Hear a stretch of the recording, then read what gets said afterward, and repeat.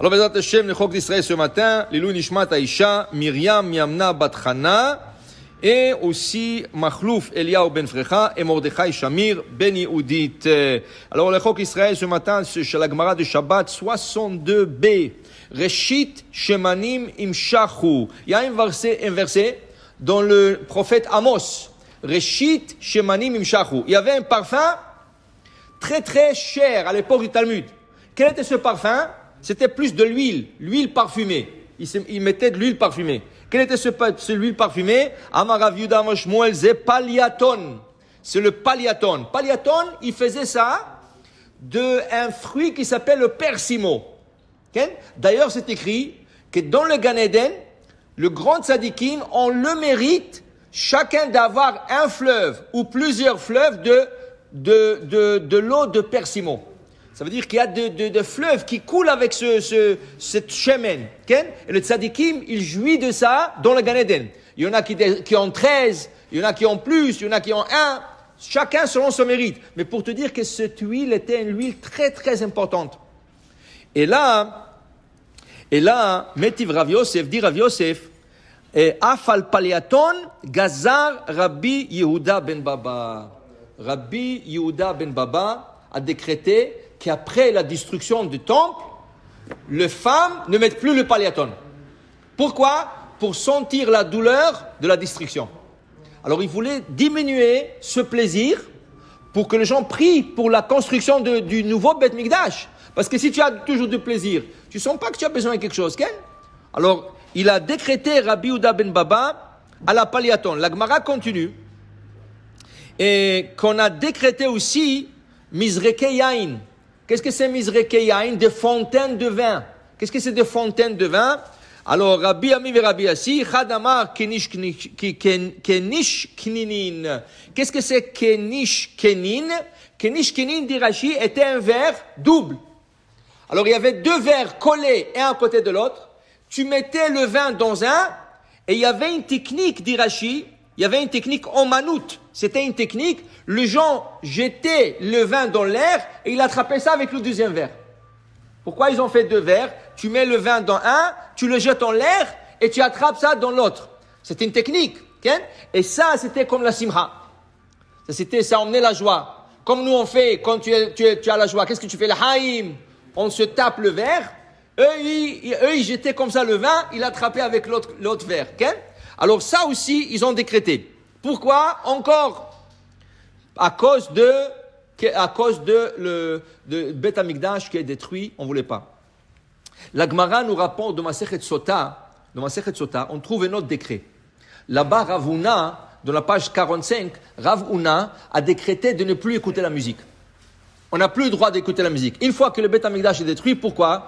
Parce que le Beth Amikdash, il y avait de la musique. Le Lévi chantait, chaque fois qu'on faisait un sacrifice, le Lévi chantait. Okay? Alors ils ont décrété, après la destruction du temple, il n'y a plus de musique, on n'écoute plus la musique. Dit la Gemara, tu sortais sur le marché, depuis ce décret-là, tu sortais sur le marché, le vendeur là-bas qui vendait des canards, il vendait des canards, des poulets, il te disait, monsieur, je te donne 100 canards pour $1. Le gars, il disait, j'ai pas envie. 100 canards pour $1, pour rien du tout. $1 pour 100 canards. Rien, je vais pas. Et tu sais qu'est-ce que tu peux faire avec les canards? Tu peux manger, tu peux prendre des plumes, faire des manteaux, faire des oreillers, faire des coussins. Il y a plein de choses. L'huile que tu fais de la graisse de canard, elle est excellente à l'époque. Hein? Personne voulait. Personne n'avait envie de vivre. Tu leur as enlevé la musique, c'est comme si tu leur as enlevé le goût de la vie. Okay? Juste après Rav Huna est venu Rav Chisda et dit c'est trop. Les gens n'ont plus envie de vivre. Regardez qu'est-ce qui se passe aujourd'hui. Les gens ne sortent plus au restaurant. Les gens presque ne sortent pas au centre d'achat. Tu fais tous les achats en ligne. On dirait que les gens n'ont plus envie de vivre. Okay? Les gens n'ont plus envie de s'habiller. Alors ils vont pas dans des magasins des habits pour acheter des habits. Alors ils sortent pas le soir et tout ça. Alors les gens, ils ont perdu comme le goût de la vie. Okay? Alors peut-être c'était bon, parce que ce monde est rentré dans un mode, tout était vite, tout le monde perdait la tête. Quand je vous dis, hey, il faut relaxer un peu. Hein, et je vais vous relaxer un peu. Alors il envoie un virus, il relaxe. Mais maintenant, vient Rav Chisda, il dit, c'est pas bon, on peut pas continuer comme ça. Il faut reprendre le goût de la vie. Okay? Qu'est-ce qu'il a fait? Il a enlevé le décret. Dit la Gemara, Rav Chisda est venu. Il a enlevé le décret qu'on ne peut plus écouter la musique. Tu sortais sur le marché, tu voulais acheter un canard pour $100, tu ne trouvais pas. Tu disais au gars, s'il te plaît, vends-moi un canard, l'Ichvot Shabbat. Je vais manger un canard, je te donne $100. Il dit, Mandis, moi j'ai pas. Okay? Le jour où on repris le goût de la vie, ils attrapaient tout. Pour te dire qu'il y a des choses qui ont été décrétées par nos sages à cause de la destruction des temples. Ici, c'est le parfum. Ici aussi, c'est le vin, le vin de kinish, okay? Et aussi la musique. Trop, on peut pas. Mais il faut savoir qu'il y a des limites. Okay? Même la musique que tu peux écouter, tu n'as pas le droit d'écouter la musique goy.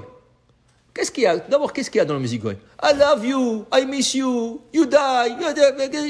C'est la même chanson, la musique est différente. C'est rien, il n'y a rien. Maken shwalu. Ve'aborek en bomaim.